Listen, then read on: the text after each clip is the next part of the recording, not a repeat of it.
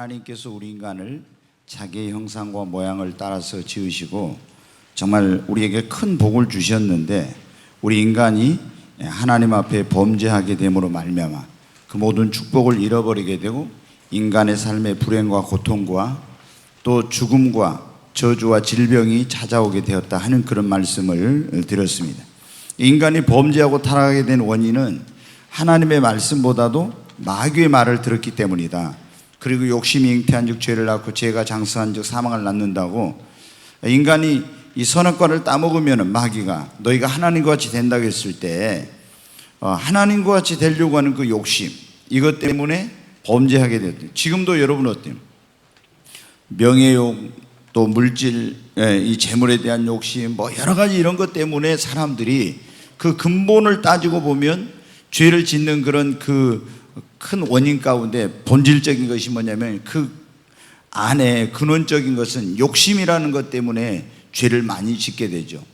그래서 이것은 아담으로부터 그런 어떤 이제 아담의 후손으로 태어난 우리에게도 그런 죄성이 있어서 바로 우리가 욕심 때문에 죄를 짓게 된다고. 그 다음에 하나님의 경고를 너무 가볍게 여겼다 했습니다. 그러니까 하나님이 이 선악을 알게 하는 나무의 실과를 먹으면 너희가 정령 죽으리라 했는데 이 말씀을 아주 가볍게 여겼어요. 그러니까 우리가 하나님의 말씀을 얼마나 이게 무겁게 받아들이냐, 이게 굉장히 중요하거든요. 진짜로 이제 경건한 생활을 하고 하나님을 경외하는 그런 삶을 사는 사람들은 보면 특징이 뭐냐면 하나님의 말씀을 굉장히 무겁게 받아들이는 거예요. 그런데 함부로 죄를 짓고 마음대로 이렇게 사는 사람들은 뭐냐면 하나님의 말씀을 그걸 우습게 생각해요. 너무 가볍게 받아들여. 그러니까 사람들이 어떻게 돼요? 하나님이 이 선악을 알게 하는 나무 실과를 먹으면 정령 죽으리라 했잖아요. 그러면 그걸 굉장히 두렵게 여겼으면 죄를 안 짓죠. 근데 그걸 가볍게 여긴 것이 죄를 지은 거예요.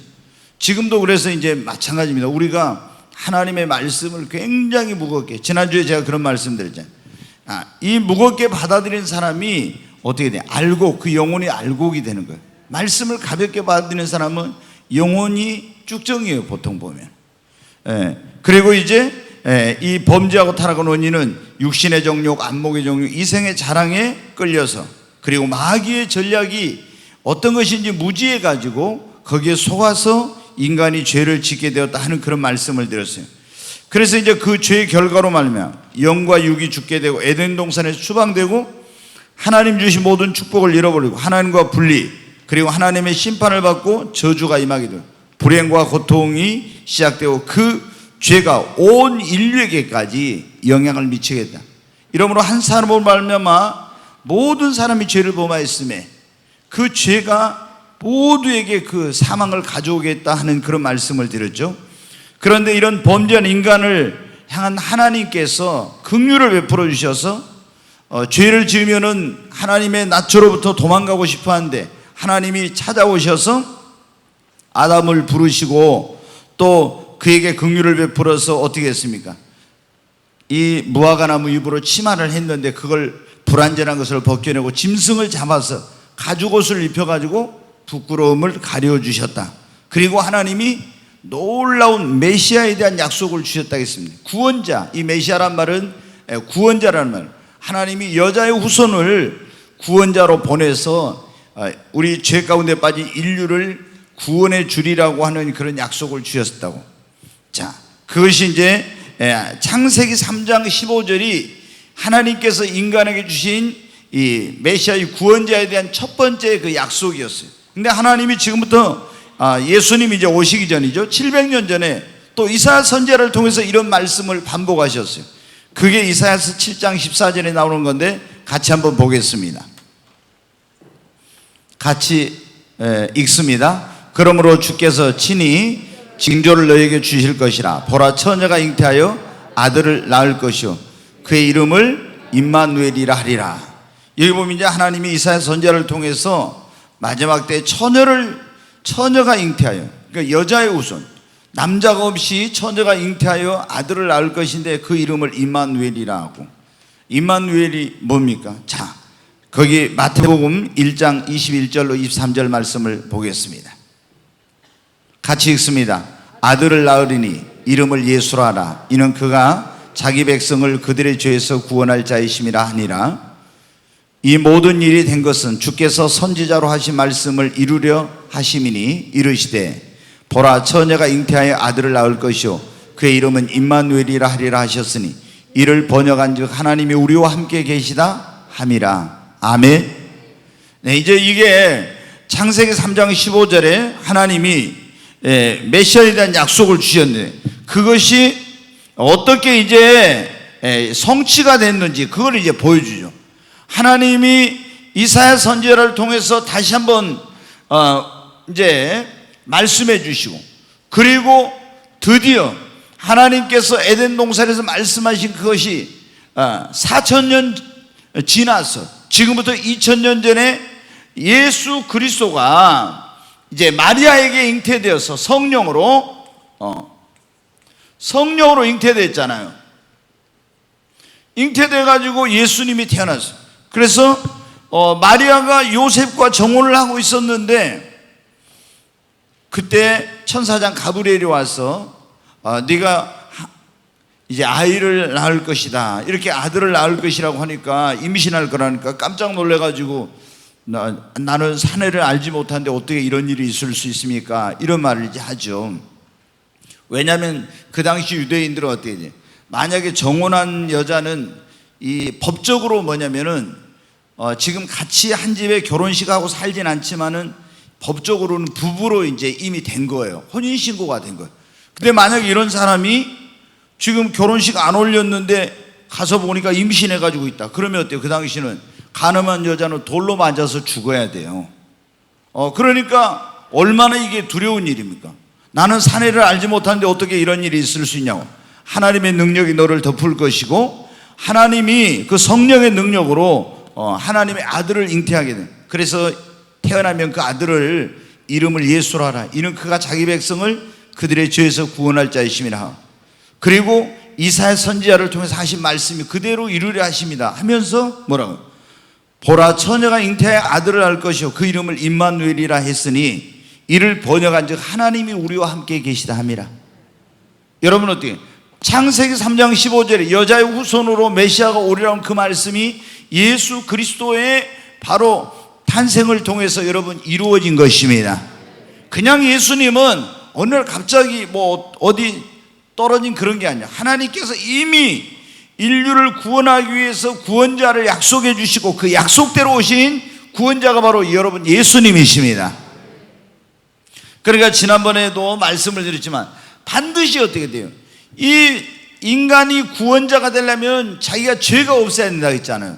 근데 남자와 여자 사이에서 태어난 사람은 다 아담과 하와의 후손으로 태어나니까 낳을 때부터 뭐를? 죄인이에요. 원죄가 있고 또 죄성을 가지고 또 자범죄를 짓고 그래. 그러니까 그 누구도, 공자님이 정말 훌륭하지만, 석가모니가 아주 훌륭한 사람이지만 그 사람들이 구원자가 될 수가 없는 거예요. 왜? 아담과 하와의 후손이니까 그들도 낳을 때부터 죄인이에요. 근데 예수님은 어떻게 됩니까? 마리아에게 성령으로 잉태되어 태어났기 때문에 죄가 없으시니까, 죄 없으신 분이 우리를 위해서 대속의 제물로, 속죄의 제물로 자기를 바쳐서 대신 죽어가지고 우리를 속량해 줄 수가 있는 거지. 그렇지 않으면 구원자가 될 수 없잖아요. 그러니까 오직 인류 역사 가운데 인간을 구원할 구원자는 예수님밖에 없는 것입니다. 다른 이로서는 구원을 얻을 수 없나니 천하 인간의 구원을 얻을 만한 다른 이름을 우리에게 주신 적이 없다 했잖아요. 오직 예수만이, 주님도 그렇게 말씀해요. 내가 곧 길이요 진리요 생명이 나로 말미암지 않고는 아버지께로 올 자가 없다. 여러분, 그래서 예수님이 구원자가 되는 거예요. 자, 우리 이게 하나님의 긍휼이죠. 창세기 3장 1절로 6절의 말씀이 우리에게 주는 교훈은 뭐냐? 그러면 첫 번째 뭐냐면 인간이 범죄하게 되면 마귀에게 틈탈 기회를 주어서는 안 된다는 겁니다. 아담과 하와가 여러분 어떻게 해요? 이 동산을 가꾸고 그걸 잘 지키라고 했잖아요. 근데 마귀가 거기 틈타도록 기회를 줬어요. 그러니까 여러분 어떻게 돼요? 우리가 범죄하지 않고 우리가 하나님께 주신 축복을 빼앗기지 않고 잃어버리지 않으려면 어떻게 돼요? 약한 원수 마귀가 틈타지 못하도록 해야 됩니다. 이게 굉장히 중요해요. 여러분이 하나님께 엄청 축복을 받았어. 근데 여러분 가정에 마귀가 틈을 타면 어떻게 돼요? 욥의 가정처럼 이렇게 생길 수가 있고, 이 에덴 동산에서 아담과 하와처럼 마귀의 틈탈 기회를 주면은 그게 하나님의 축복을 잃어버릴 수가 있는 거예요. 그래서 우리는 늘 에베소 4장 27절에도 그랬잖아요. 너희는 마귀에게 틈탈 기회를 뭐 하지 마라? 주지 말라 그랬잖아요. 마귀에게 틈탈 기회를 주면 안 돼요. 이거 이제 여기서 계속 말씀드릴 수 없으니까 절대로. 그래서 우리가 중요한 것 가운데 하나는 마귀의 틈탈 기회를 주지 말고 영적으로 늘 깨어 있어야 되겠죠. 아멘. 그리고 방패 기도를 해야 돼요. 방패 기도. 계속 악한 원수 마귀가 틈타지 못하도록 하나님이 천군 천사를 보내서 지켜달라고 방패 기도를 해야 됩니다. 그 다음에 이제 이 3장 1절로 6절의 말씀이 우리에게 주는 교훈은 뭐냐? 하나님의 말씀을 제대로 알아야 된다는 거예요. 예, 여러분 어떻게 돼요? 많은 사람들이 오늘날 이단에 빠집니다. 예, 이단에 여기 이제 이 사람들이 이제 미혹을 해요. 근데 교회 안 다니는 사람에는 교회 다닌 사람들을 여러분 어떻게 돼요? 신천지나 안상호 하나님의 교회나 뭐 구원파나 이런 여러분 이단들 보면 어때요? 그냥 안 믿는 사람한테 가서 한 게 아니라 어떤 사람들? 다 교회 다니고 예수 믿는 사람한테 접근을 해요. 그래가지고 믿는 사람을 미혹을 해서 거기로 끌어가는 거예요. 근데 왜 그러면 믿는 사람들이 거기 미혹이 됩니까? 하나님의 말씀을 몰라가지고 그런 거예요. 내 백성이 지식이 없으므로 망하는도다 그랬죠. 근데 이 지금 아담과 하와가 어떻게, 특히 하와가 하나님의 말씀을 제대로 알았어야 돼요. 그런데 하나님의 말씀을 이걸 먹으면 죽으리라고 했죠. 그런데 뭐라고요? 여기에 말씀을 더하거나 빼지 말라고 했는데 이걸 더하고 빼는 그런 일을 했죠. 또 그리고 그 말씀을 가감해서 죽을까 하노라 이렇게. 그러니까 말씀을 정확히 모르는 것이. 그래서 우리가 여러분 어떻게 해요? 말씀을 제대로 안 사람들은 절대 이단에 안 빠져요. 여러분이 수요일날, 주일날보다도 주일날 저녁에 와서 이 성경 공부를 하게 되면은 하나님의 그런 구속의 경륜을 딱 이해하게 되니까 절대로 이단에 빠질래야 빠질 수가 없어요. 근데 이걸 성경을 모르는 사람들은 이단에 빠져요. 근데 이단의 특징이 뭐예요? 성경을 가지고 사람들을 미혹하거든요. 근데 어떻게 해요? 자기의 그 교주를 유일한 구원자로 신격화하고 거기에만 구원이 있다는 것을 그렇게 하기 위해서 성경을 전부 다 짜집기를 해요, 여러분. 그러니까 우리가 성경을 볼 때 원래 여기서 조금 저기서 조금 이렇게 보면 안 되고 숲을 보고 나무를 보듯이 이제 이걸 만원경적인 방법으로 성경을 본다고 하는데 넓게 전체를 보고 하나님의 경륜을 이해하고 그 안에 하나하나를 봐야 되는 거예요. 근데 이 이단들의 특징은요, 딱 여기 찾아가지고 막히잖아요. 그러면 여호와주인 같은 데 보세요. 다른 데로 금방 넘어가. 또 거기 탁 대가 이걸 설명하면은요 또 다른 데로 쑥 넘어가고. 이 수법이 이런 식이에요. 그래가지고 사람들을 미혹해. 그러면 이런 것을 우리가 성경을 제대로 알면 어때요? 말씀을 넘어갈 수가 없죠. 근데 하와가 하나님의 말씀을 제대로 몰라서 마귀의 미혹을 받아가 넘어가서 죄를 지은 것처럼 오늘날 여러분 그러게 되는 거예요. 그래서 우리 성도님들이 어떻게 해야 됩니까? 하나님의 말씀을 제대로 알아야 됩니다. 예, 그리고 이 창세기 3장 1절로 6절의 말씀이 우리에게 주는 교훈은 뭐냐? 모든 불행과 고통은 뭐로 말미암아 시작이 된다는 거? 죄로 말미암아 시작이 된다는 거. 그러니까 여러분 절대 죄를 지으면 안 됩니다.